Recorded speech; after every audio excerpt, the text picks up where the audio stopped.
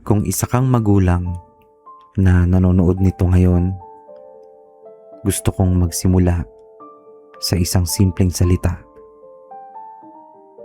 Salamat.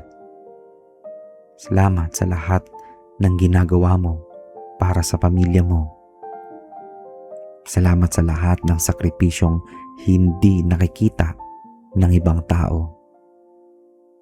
Salamat sa mga gabing puyat ka. Salamat sa mga araw na pinili mong unahin ang anak mo kaysa sa sarili mo. Salamat sa mga pangarap na isinantabi mo para lang maibigay ang mas magandang buhay sa pamilya mo. Alam mo, habang ginagawa ko ang video na ito, napaisip ako tungkol sa sarili kong mga magulang. Napaisip ako kung ilang beses silang napagod na hindi ko napansin. Kung ilang beses silang nag-alala habang mahimbing akong natutulog. Kung ilang beses nilang sinabing, okay lang kami, kahit alam kong may problema rin sila. Noong bata tayo, akala natin normal lang ang lahat. Normal lang na may pagkain sa mesa. Normal lang na may baon. Normal lang na may kuryente.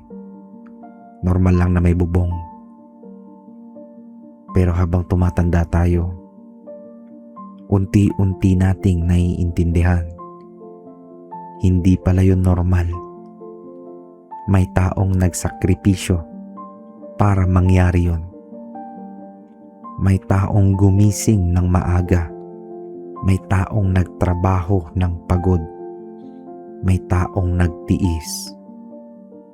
At kadalasan, iyon ang mga magulang natin. Minsan naiisip ko rin, ilang beses kayang pinigilan ng nanay ko ang sarili niyang gusto para sa amin. Ilang beses kayang may gustong bilhin ng tatay ko para sa sarili niya, pero kami muna ang inuna. Ilang beses kayang natakot sila tungkol sa pera, pero hindi nila ipinakita sa amin.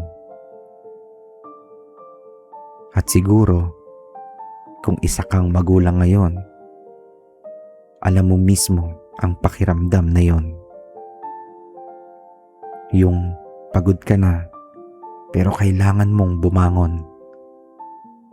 Yung may sakit ka, pero kailangan mong magtrabaho.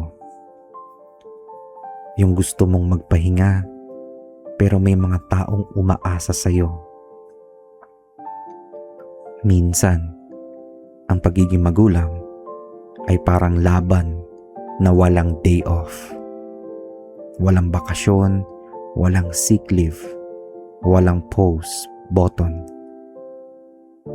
Kapag may problema ang anak mo, problema mo rin. Kapag nasasaktan ang anak mo, nasasaktan ka rin. Kapag umiiyak sila, parang ikaw rin ang umiiyak. At para sa mga single mother, single father, at mga magulang na mag-isang lumalaban, mas lalo kong gustong sabihin ito. Nakikita namin kayo. Nakikita ng Diyos ang bawat sakripisyo ninyo. Alam kong may mga gabing pakiramdam nyo, kayo lang mag-isa. May mga pagkakataong gusto nyo nang sumuko. May mga araw na hindi nyo alam kung saan kukuha ng lakas. Pero bumabangon pa rin kayo. Lumalaban pa rin kayo. At ipinagpapatuloy pa rin ninyo. Hindi dahil madali, kundi dahil mahal nyo ang pamilya nyo. At alam mo, yan ang isa sa pinakamagandang anyo ng pagmamahal. Yung patuloy kang nagbibigay kahit pagod ka na. Yung patuloy kang nagmamalasakit kahit walang nakakakita. Yung patuloy kang nagsasakripisyo kahit walang pumapalakpak. Sa Bible, may napakagandang verse sa Isaiah chapter 40 verse 29. He giveth power to the faint, and to them that have no might, He increaseth strength. Napakagandang pangako nito. Kasi alam ng Diyos na mapapagod tayo. Alam niyang may mga araw na pakiramdam natin, ubos na tayo. Pero ipinangako niya na bibigyan niya tayo ng lakas. At siguro, may magulang na nanonood nito ngayon na kailangan marinig yon. Kasi baka pakiramdam mo, ubos ka na. Baka pakiramdam mo, wala nang natitira. Baka pakiramdam mo, hindi sapat ang ginagawa mo. Pero gusto kong sabihin to sa'yo. Mas mabuti kang magulang kaysa sa iniisip mo. Oo, nagkakamali ka rin.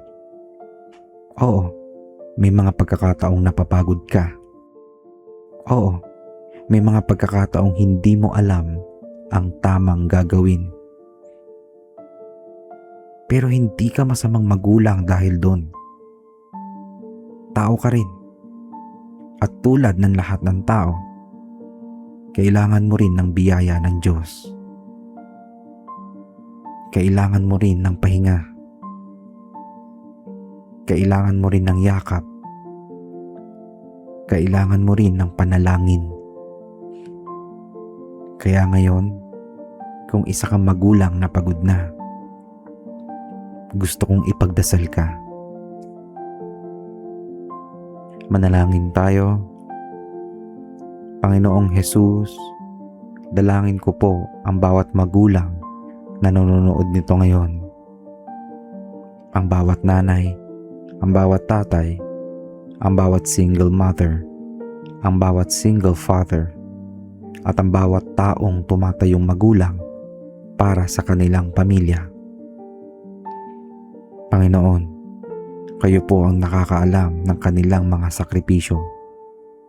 Kayo po ang nakakaalam ng kanilang mga luha. Kayo po ang nakakaalam ng kanilang mga pagod na hindi nila sinasabi sa iba.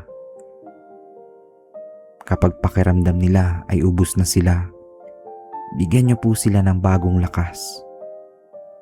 Kapag natatakot sila para sa kinabukasan ng kanilang pamilya, bigyan niyo po sila ng kapayapaan. Kapag nahihirapan sila sa pera, gabayan niyo po sila. Kapag sila ay may sakit, pagalingin niyo po sila. At kapag pakiramdam nila ay walang nakakakita sa lahat ng kanilang ginagawa, ipaalala niyo po sa kanila na nakikita niyo ang lahat. Pagpalain niyo po ang kanilang tahanan. Pagpalain niyo po ang kanilang pamilya. At gantimpalaan niyo po ang kanilang kabutihan at pagmamahal. Maraming salamat po, Panginoon. Sa pangalan ni Jesus. Amen. At bago tayo magtapos, gusto ko rin magpasalamat sa lahat ng mga bagong nanonood ngayon. At sa lahat ng mga nag-like, nag-share, at nag-subscribe sa channel na ito. Maraming salamat. Dahil sa inyo, mas marami tayong naaabot na taong nangangailangan ng dasal at pag-asa. Kung may magulang kang mahal na mahal mo, pwede mong i-share ang video na ito sa kanya. Baka ito ang mensaheng kailangan niyang marinig ngayon. At gusto ko ring malaman ano ang prayer request mo para sa iyong pamilya. I-comment mo sa baba. Binabasa ko ang inyong mga mensahe. at sisikapin kong maisama ang ilan sa mga ito sa mga susunod nating panalangin at videos. Kung gusto mo pa na mas maraming dasal at mga mensaheng nagbibigay ng pag-asa, maaari ka mag-subscribe at samahan kami sa susunod nating video. At ngayong gabi, kung kasama mo pa ang iyong mga magulang, yakapin mo sila, pasalamatan mo sila, sabihin mong mahal mo sila. Dahil darating ang panahon, nagugustuhin mong marinig muli ang boses nila. At sana, hindi pa huli ang lahat para sabihin sa kanila kung gaano mo sila kamahal.